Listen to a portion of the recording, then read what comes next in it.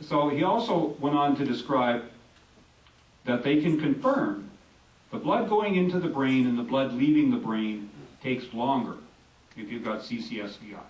Makes sense? It's up against a resistance, it gets pushed back, it takes longer to get flowed through. At the same time, some areas don't get adequate flow and they don't get adequate oxygen. It isn't quite an accident that I got two colors of blue and a red tie on it. The red tie represents artery blood flow. Okay? It's bright red. It's got oxygen attached to it. All right? The blue of my shirt suggests what it should look like when it's finished going through the brain and been used by the brain. Because the brain uses nearly a quarter of the oxygen you breathe in. It's got high oxygen needs. However, if the blood can't get through well enough, and it doesn't get there often enough, it must extract more and more oxygen out of it. Hence the dark blue of the jacket. Now, most of you know anesthesiologists have had a lot better lifetime since they developed the pulse oximeter and told you how good the oxygen was transferring in the fingertip. Before that, we waited till people turned blue before we knew something was awry, and then we had seconds to respond. Dark blue means more oxygen out of the blood. Well, either your heart stopped, or, in our case, it's spending too long getting through. And it's not supplying enough oxygen in it fresh enough, so it has to take more out. So hence our color coding. If any of you have picked up one of the NCS postcards, we've got a dark blue, a darker red, and a bright red. And it's all about blood flow and oxygen, folks. I want you to go home with nothing else with those concepts. So those venous waves that he also described that happen, and he's got some very elegant pictures to show it, but they're tricky to follow.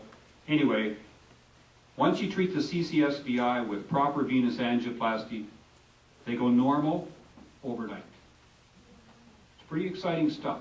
This is physiology, and it's physiology correction with a really safe procedure.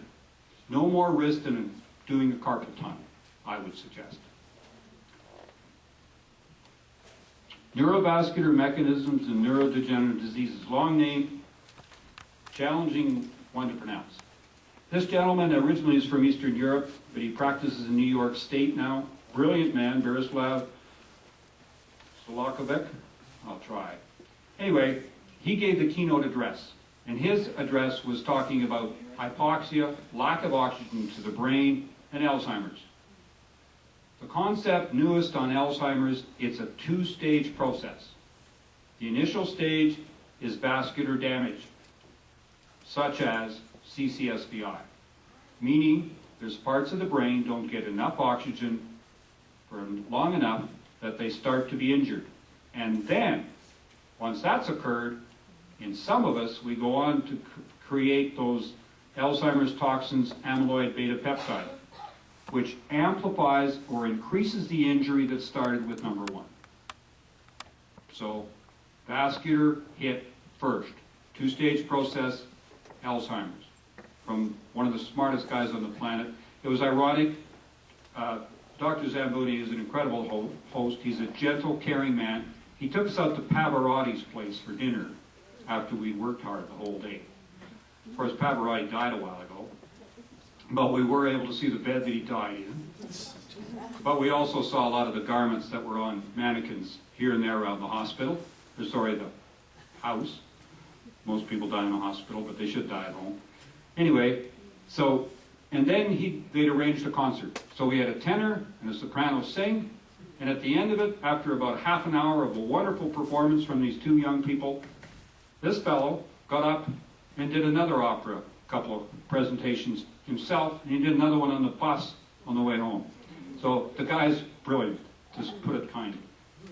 Go ahead. Excess iron in MS. I mean, we powered through a lot of material in 2 full days. There was 350 people at the meeting. A lot of them were MS folks. It was a bit challenging for some of them, I'm sure.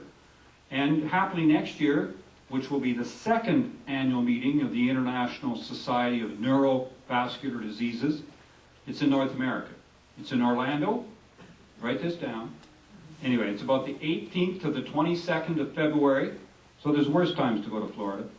I know it's a long train or plane ride, but we're also going to have a day, at least at the beginning, which will be science sessions for the lay public or for patients.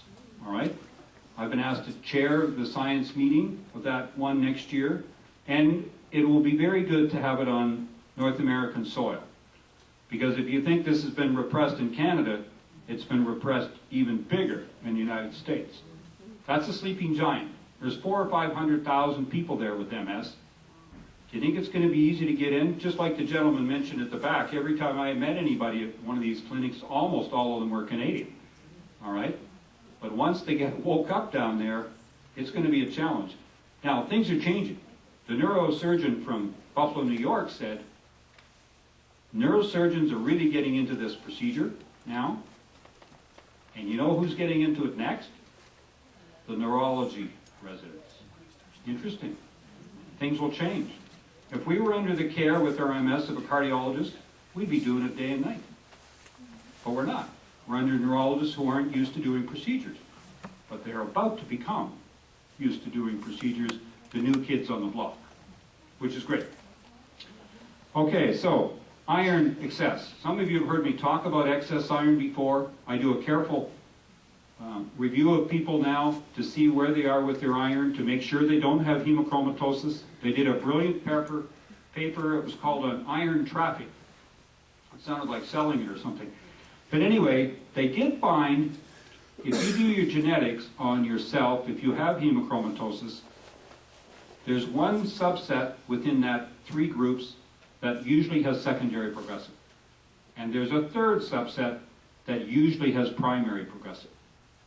So if you have some degree of CCSVI, and you happen to have that, then your risk of of primary progressive is up considerably. They showed that in the regular individual with hemochromatosis, 5.5% of them had relapsing remitting, 11% had secondary progressive, and 23.3% had primary progressive. So this iron is a piece, and it's a piece we need to continue to study. We don't know where it's headed quite yet. We don't know what the changes will be. It's new.